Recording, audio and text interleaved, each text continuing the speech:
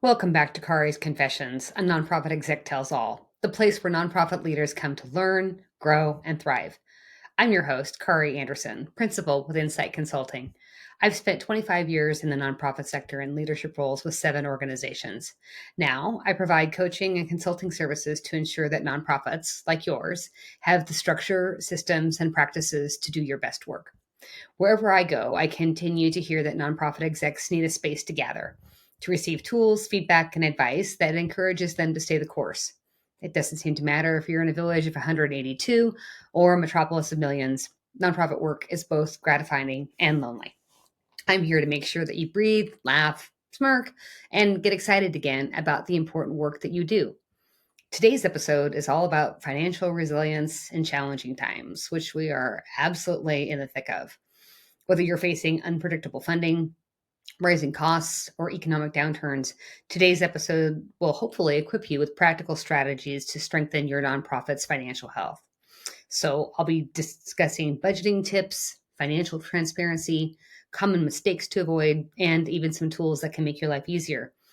I'd say there's 3 key takeaways from today's podcast: how to navigate during economic uncertainty, avoiding the top budgeting mistakes, and committing to and communicating about financial transparency with those you serve and those who invest with your organization.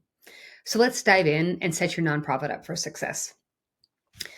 Piece 1 in today's podcast, budgeting for success, a nonprofit's guide to financial health, if you will, right? So this is about budgeting for success. And I think the adage that I would want to leave you with first and foremost is your budget isn't just numbers on a spreadsheet. It's a roadmap for achieving your mission. Successful nonprofits build their budgets based on realistic projections, not wishful thinking, right? There's an adage that hope is not a strategy. It absolutely applies to budgeting. Here's the key. Your budget should align with your strategic goals. Ask yourself and ask your finance committee and ask the board, are we funding the programs that matter most? And remember, in challenging times like we're in, conservative revenue estimates are your best friend. It's better to be pleasantly surprised than caught off guard, right? Contingency planning is key. Navigating financial challenges during economic uncertainty. That's where we're at right now, right?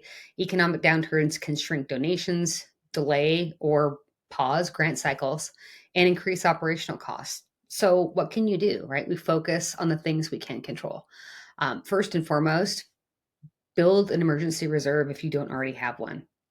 Even a few months worth of operating expenses can be a lifesaver, as we've discovered in Q1 of 2025. Second, practice scenario planning. Ask what happens if we lose 10, 20, or even 30% of our funding, or in some cases more. And third, again, diversify your revenue streams.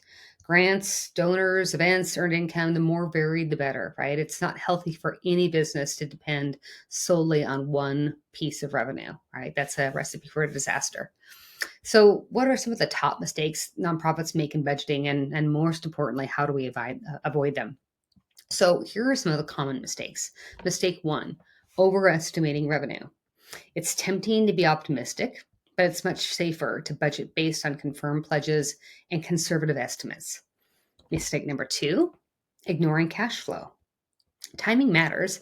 Even if your budget looks good annually, you could run into a cash shortage month to month.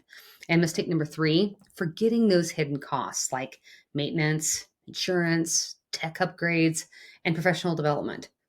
So, what's the solution? Regular budget reviews, like regular, at least monthly, ideally more often, and realistic forecasting. Don't set it and forget it.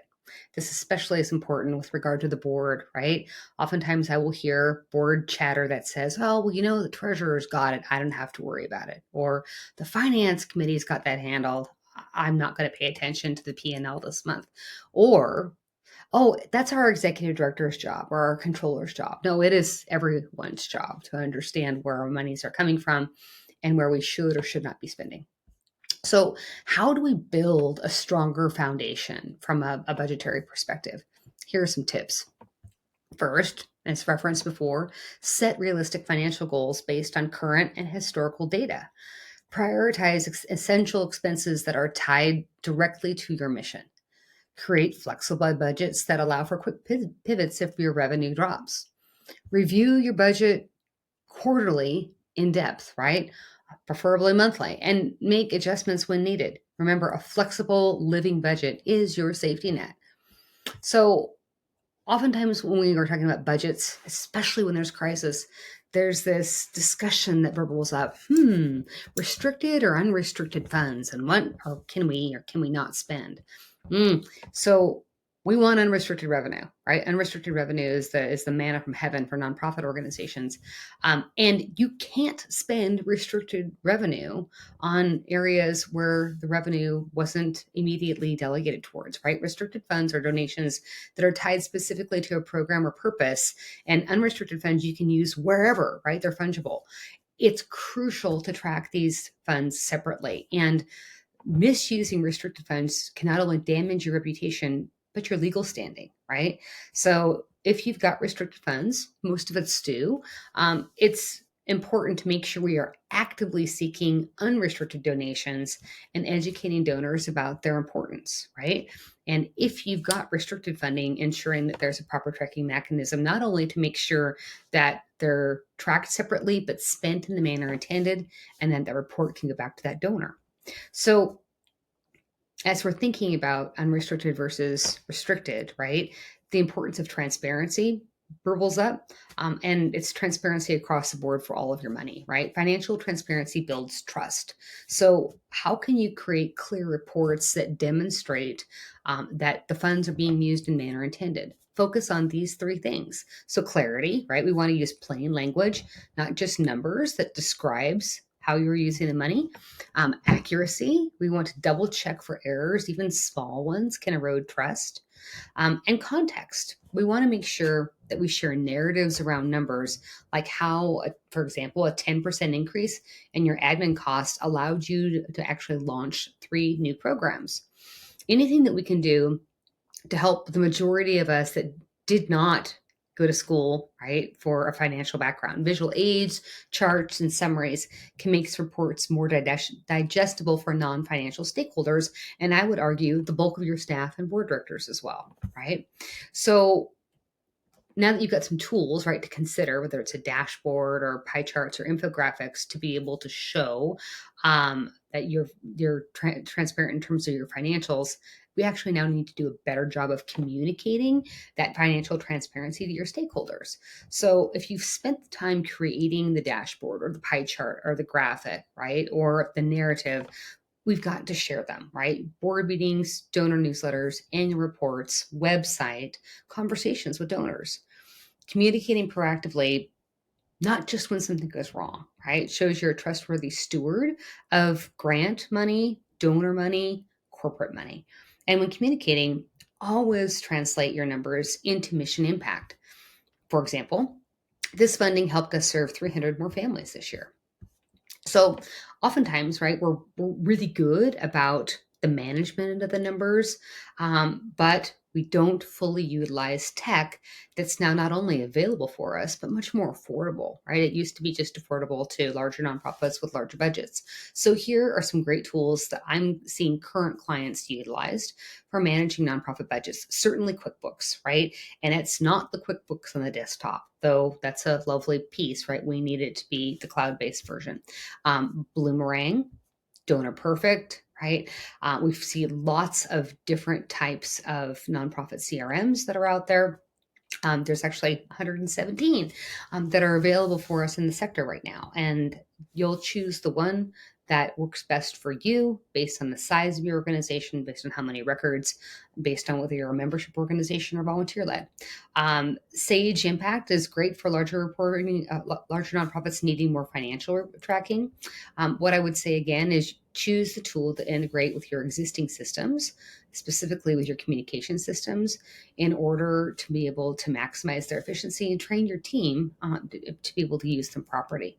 So that's a wrap on today's episode of Kari's Confessions, a nonprofit exec tells all. I would want to leave you with a couple pieces. Financial resilience isn't a one-time achievement. It is a journey. This speaking from someone who's horrible at this when I was in the field.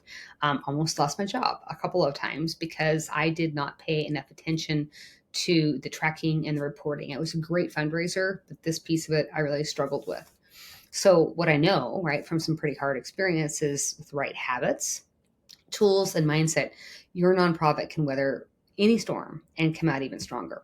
So, again, today's three takeaways: how to navigate during economic uncertainty, avoiding budgeting mistakes, and committing to and communicating about your organization's financial transparency. If any of today's tips helped you, be sure to subscribe, leave a review, and share this episode with a friend in the nonprofit world. Make sure to follow me on your favorite streaming platforms, including YouTube, Apple, and Spotify.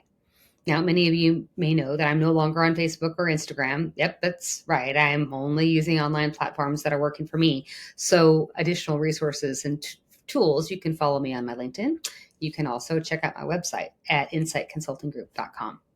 Thanks so much for listening. Until next time, keep leading with your heart and stay resilient. Have a great week.